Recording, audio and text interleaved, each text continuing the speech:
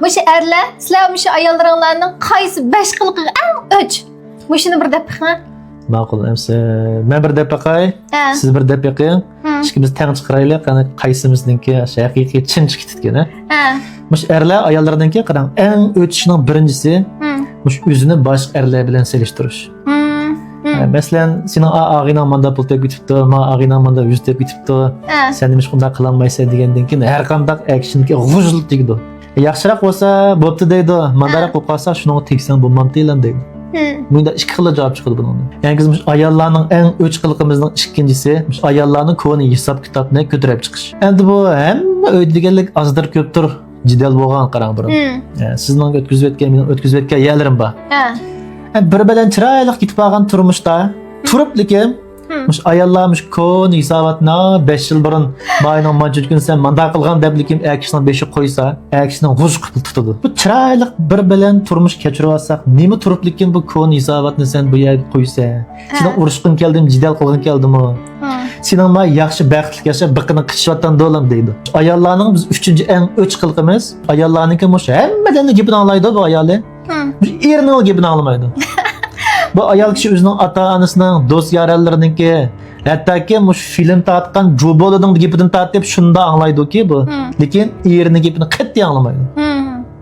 Hattoki eri qil deganni qilmaydi, qilma deganni qiladi. Eriga shunchalik ishonmaydiki, bu butun dunyo bilan birlashib eriga taqobil turdi. Bundaq vaqtida ham asosiy jihatdan bu turmushimiz ya bir kun ya 2 kunlik qapto deb o'ylaymiz akishi. 4-chi o'ch qilqimiz endi mush ayollarimizniki, bu do'st yarallarimiz, ota-onalarimizning oldida bizning yuzimizni qasddan tushirishiga biz intayin o'ch. Bu yuz degan ham akish yuz bilan yashaydi qiram. Lekin mush ba'zi ayollar mushun tutib elib, men mush erimning yuzini tushirib, mushni men kontrol qilaman. Mushni men igimni qaddan sundirma deb. Ben mush elag'illa o'taganda, ya urug' tuqqanlar o'taganda sen palan kuni manda qilgan, ya bo'lmasa sen pul topolmayapsa, ya uy kiritlan paypini ishini o'tib qo'ysa, ya ko'sirini yuvmaysa deb shunday erining yuzini tushirib, xumadan chiqadigan qiliqlaringlar borchi? Dahshat yo'q bunga. Bu vaqtda shu uyga kelib o'qitding, ya tayoq yeydi, ya anasini o'ydi, bir ayam allamasa bu juda tugamaydi. 5-chidan ayollarimizning razvikchigligiga biz dahshat o'ch. Endi kullash degan yaxshi ko'z kullaydi to'g'ri, lekin ba'zi vaqtida ayollarimiz kullab ketadiki, olmasdekchi, og'illarimiz bilan o'tirib qolsak, olmasdek keynimizdan shu tong-tonglab paylab chiqadigan gap. Ne dotda, rasotdadim yo'qmi? Ayol kishi bormi yo'qmi? Ayol kishi bormi yo'qmi?